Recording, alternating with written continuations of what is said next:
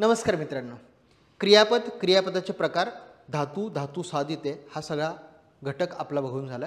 आता आज या व्हिडिओमध्ये आपण फक्त धातू व कृदंते यावरच प्रश्न बघणार आहोत. क्रियापदावरचे प्रश्न आपण त्यासाठी एक वेगळा व्हिडिओ आपण बनवू.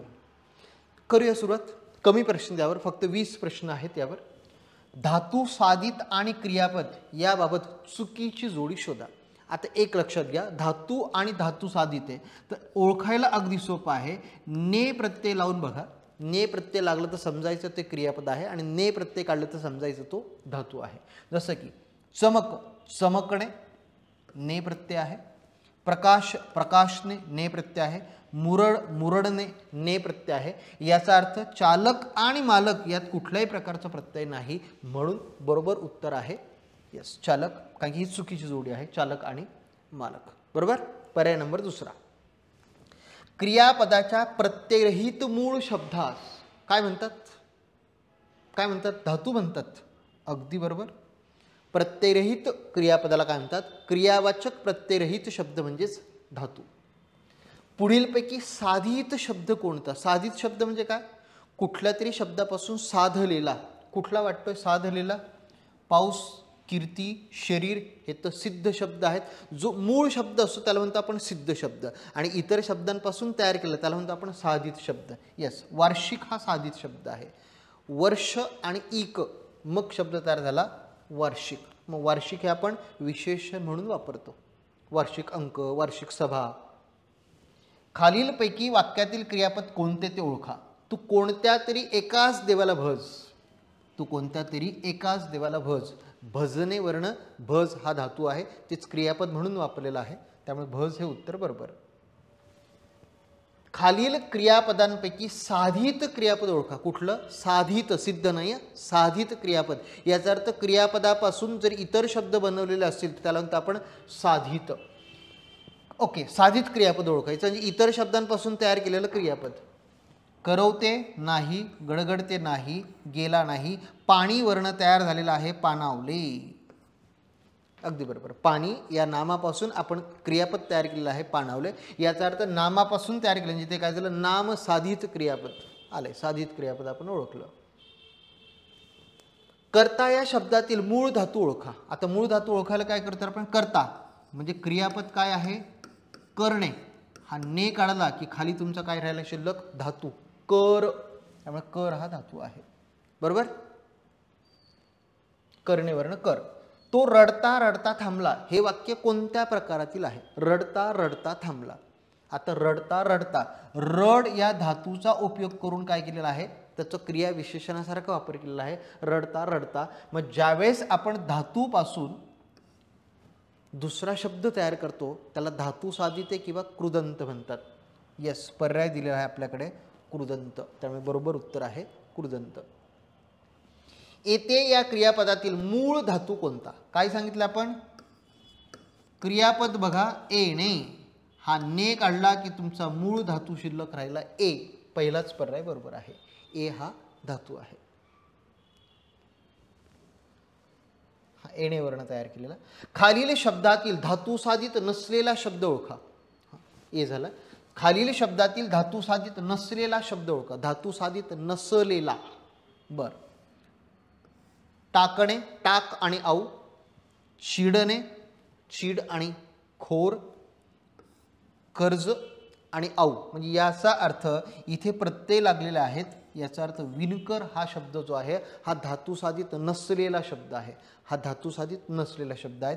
हे सगळे कुठले प्रत्यय लागले आहेत? हे सगळे मराठी प्रत्यय लागून, आऊ, खोर आणि आऊ ही प्रत्यय लागून ही शब्द तयार झालेले आहेत. विणकर हा धातू साधित नसलेला शब्द आहे.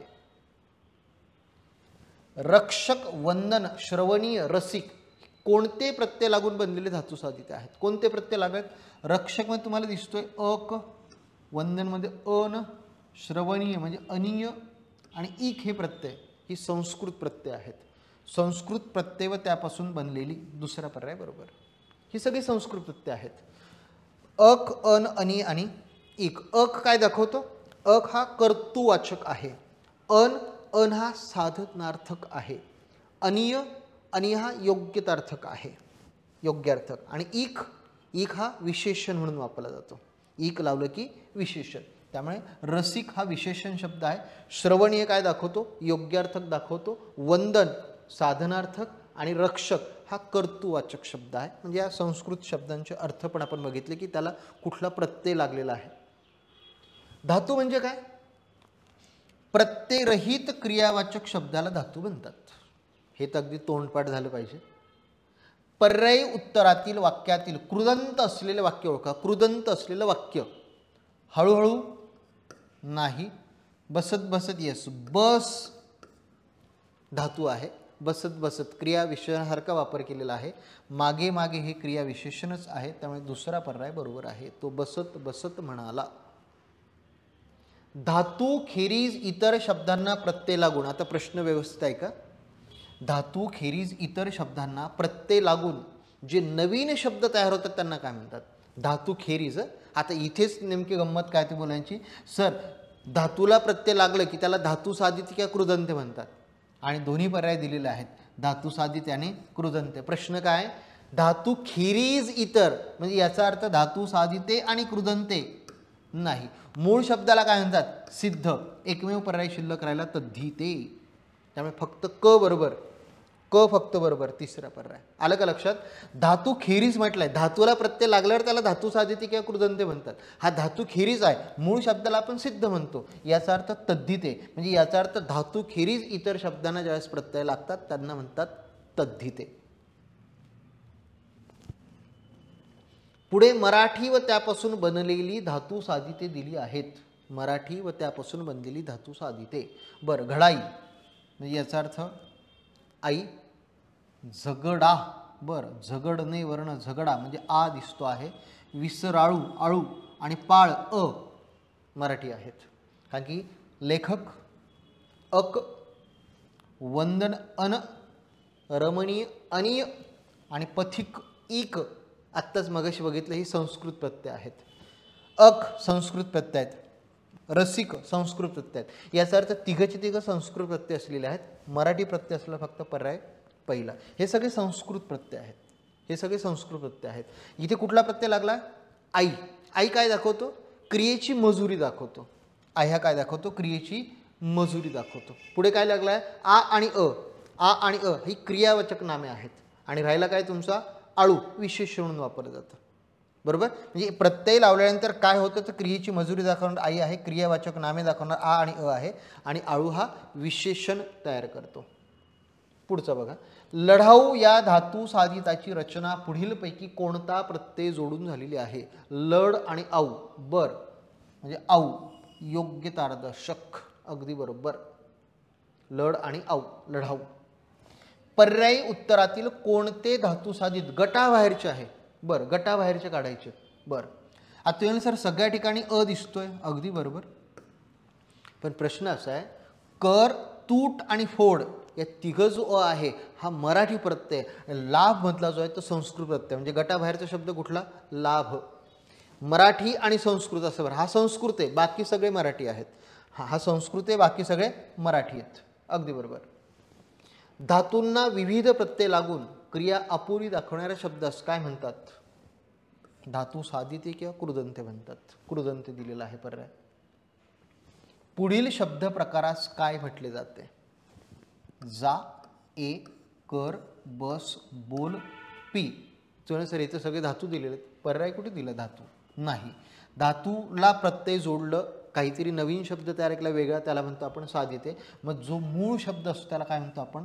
सिद्ध शब्द. म्हणजे फक्त अ बरोबर.